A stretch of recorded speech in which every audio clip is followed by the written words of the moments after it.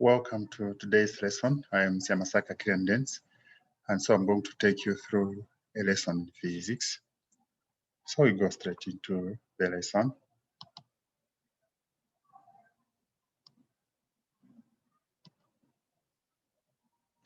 Well, today we are going to look at the bodies that are falling under the influence of acceleration due to gravity. And so all bodies falling free under the influence of gravity do so with a uniform acceleration if a resistance is actually ignored. And so the acceleration of free fall, which is known as acceleration due to gravity, is practically taken to have an approximate value of actually 9.8 meters per square seconds, or at times it can be 10 meters per square seconds. And so a body falling under free fall, as we said, if it's not influenced by air resistance, it means that it will have to move with a velocity of 9.8 meters per second in every second. In other words, it will move actually with an acceleration of 9.8 meters per square seconds. And so when an object is moving upward, actually G is taken to be negative because moving against gravity. So G is equal to negative 9.8 meters per square seconds for an object which is actually moving upwards.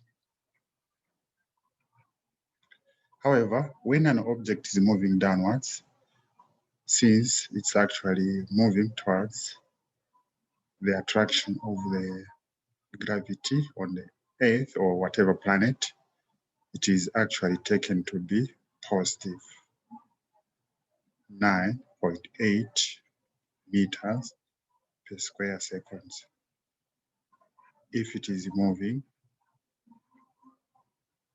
downwards. So these are basic concepts that people need to know. However, the same linear equations that we use actually are the same ones for actually free fall. So equation number 1 is actually final velocity is equal to initial velocity actually plus acceleration times time. But for free fall,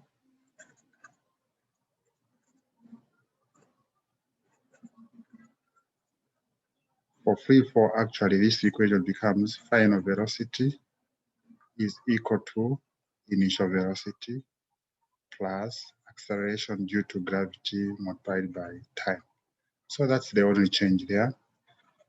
Equation number 2, which is displacement, is equal to initial velocity multiplied by time plus half multiplied by acceleration multiplied by time squared. This equation actually becomes the same. Only change is only acceleration, which becomes acceleration due to gravity. It will be initial velocity multiplied by time plus half multiplied by acceleration due to gravity times t squared. And number 3, this equation, v squared, final velocity squared, minus initial velocity squared, plus 2 times acceleration times displacement. Actually, for free fall, this equation becomes final velocity squared is equal to initial velocity squared plus 2 multiplied by acceleration due to gravity multiplied by the displacement. And so basically These are the most important equations that actually apply for free fall, as we will see when we actually solve the basic equations. And so we go straight into looking at one of these equations where we can apply one of these equations. We'll look at, first of all, an object which is thrown upwards. And here we will take actually our acceleration due to gravity to be 10 meters per square second. So a ball is thrown straight upwards with an initial velocity of 30 meters per second. Calculate the distance covered and the velocity after 2 seconds. So from here, we can look at what we are given. We can tabulate our data. We note that actually the initial velocity is given to be 30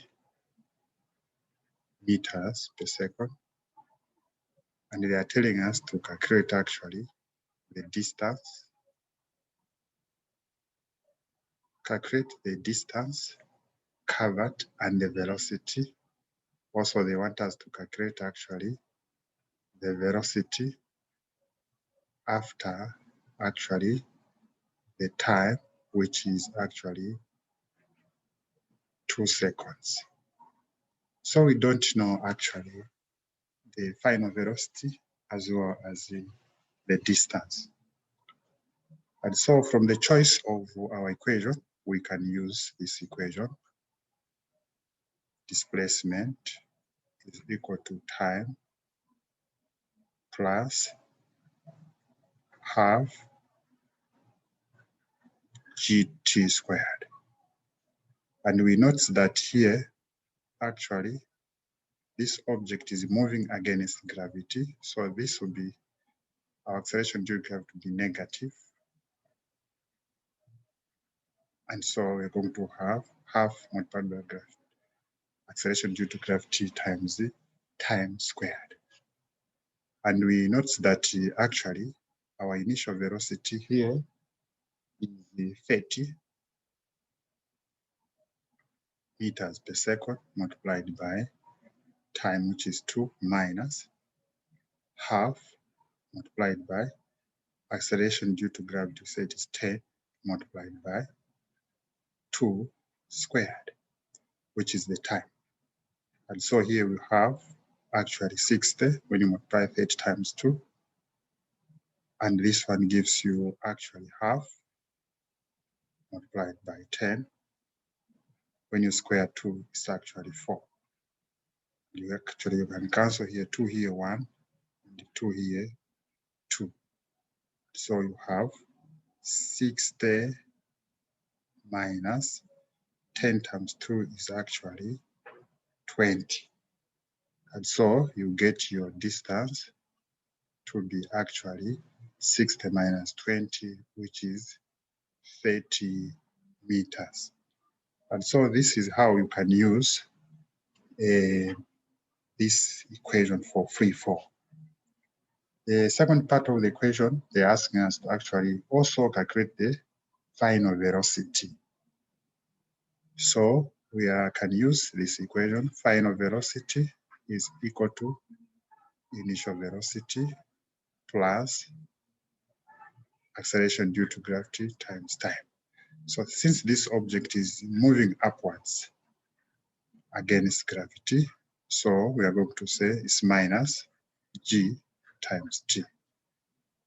And so we have our initial velocity, which we said is actually 30 meters per second minus 10 multiplied by actually 2 seconds. 10 meters per second multiplied by 2 seconds, which gives us 30 minus 20.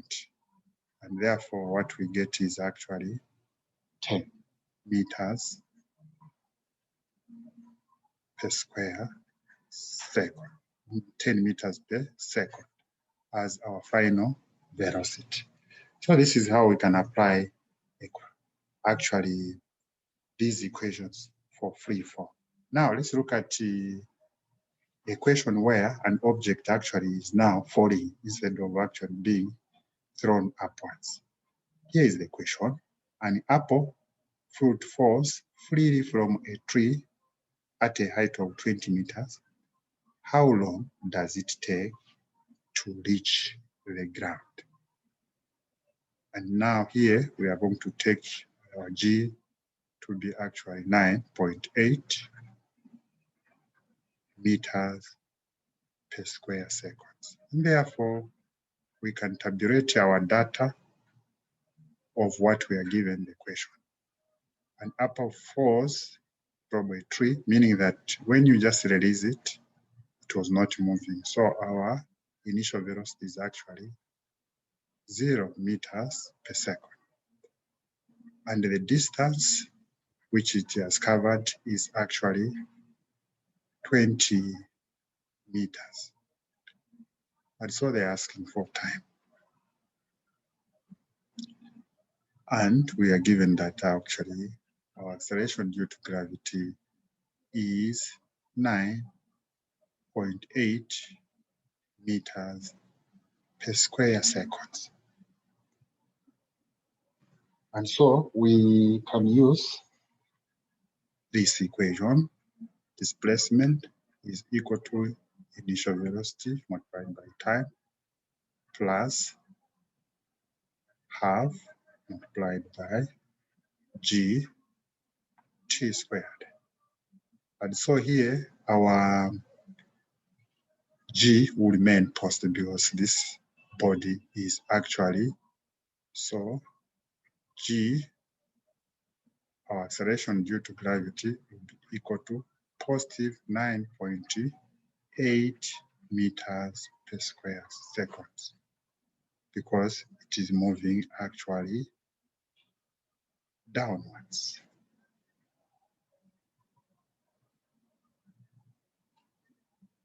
It's actually moving down. It is moving actually downwards. And therefore, we know that our distance here is actually 20, which is equal to our initial velocity is 0 multiplied by the time. And our time is the one we're looking for, which is that one, plus half multiplied by 9.8 multiplied by t squared. And you notice that here we're going to have 20 is equal to half multiplied by 9.8 multiplied by t squared. So if I say 2 here, 1, 2 there, actually is 4.9. 4.9. So what you have is actually 4.9 t squared is equal to 20. And therefore t squared will be equal to 4.9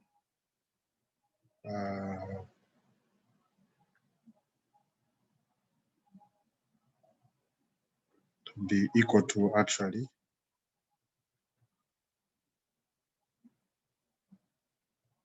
20 divided by 4.9, which gives us actually 4.1.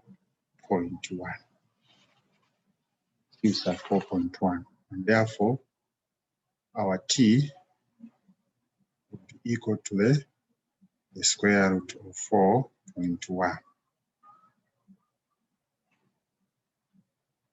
which is equal to actually 2 seconds.